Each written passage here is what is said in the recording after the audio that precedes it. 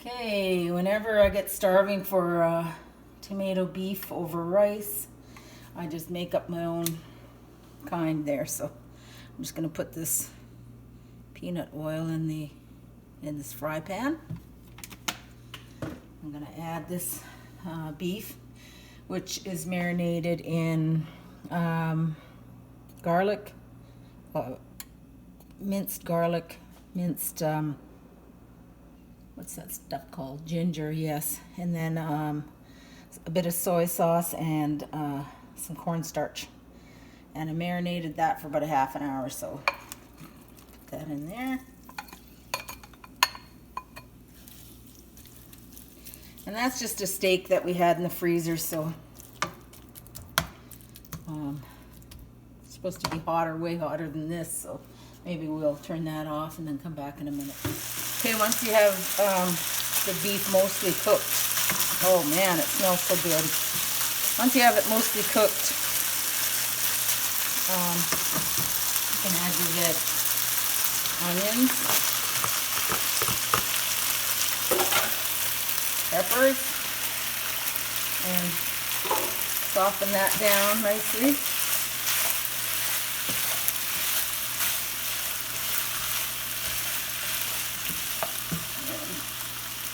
Have my tomatoes at the ready here. I want to put those in last, I think.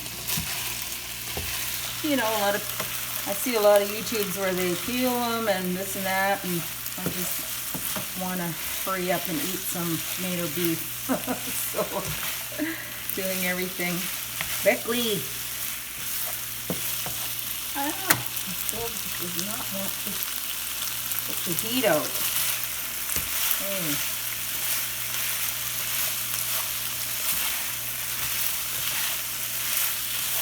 So I did have a coating of cornstarch on the meat, so that should help later when the sauce, when I need to thicken the sauce. But if it doesn't, I have a bit of slurry standing by there just in case. So we wait a bit now. Go through this or else you can hear that. Alrighty, I think everything is seared up enough where I can add the rest of it and make the sauce. So there's the tomatoes.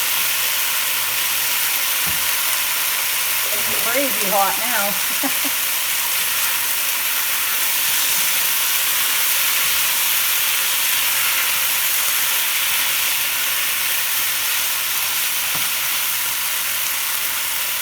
A cup of chicken broth.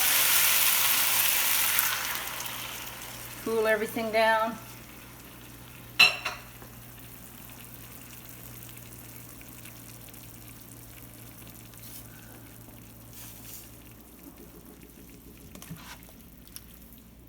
Okay, and at this point, everybody has their own additions to this sauce, and here's mine.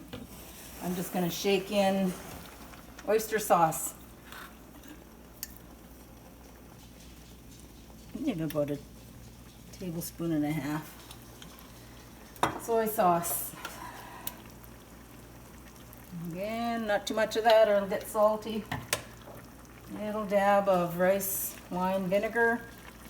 Little dab so it doesn't get sour. I'm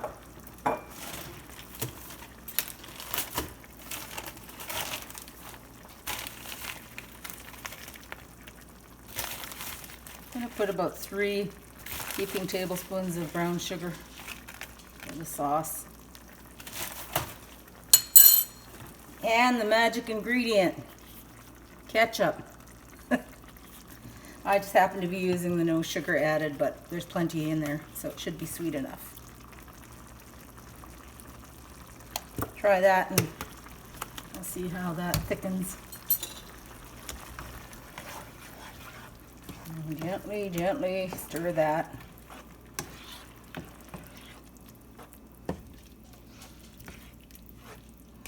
Okay. And that is why I have that reserved slurry of cornstarch and water, because if there's too much juice in there, you can thicken it up, and then it's really yummy poured over rice.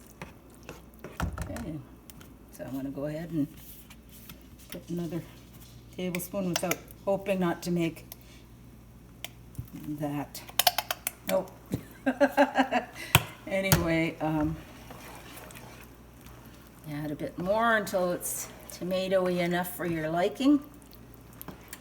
And I can see this is boiling and it's not thickening too much, so I'm gonna go ahead and add my slurry.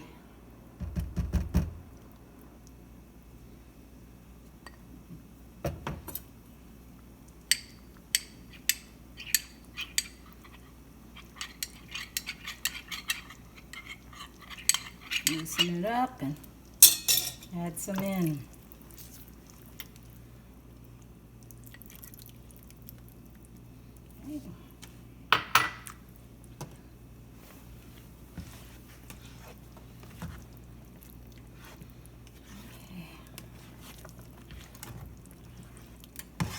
Waiting for that to thicken.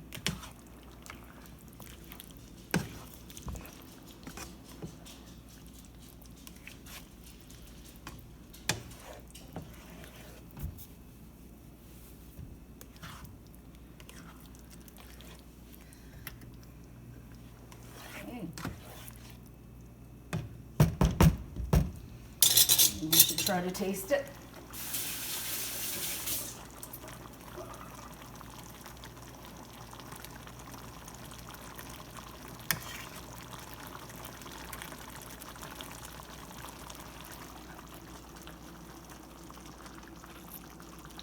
Yeah.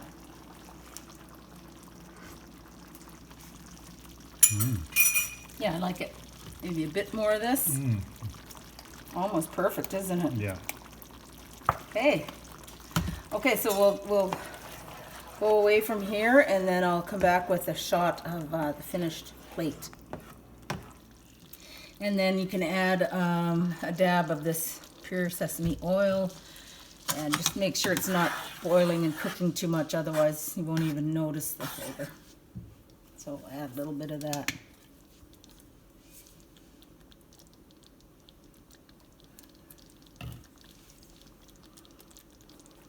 And that's it. And I think Lynn was going to add some, this is hot chili oil that we made, and we're going to add a bit of that on too as well at the end.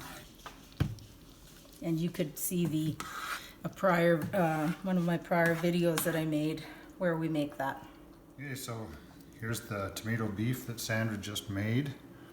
Tomato beef over rice, and I'm using the hot chili oil.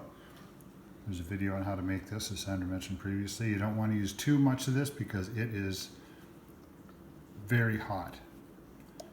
You know, like half a teaspoon or a teaspoon, but you know, do it to taste. And now, I can't wait to eat this.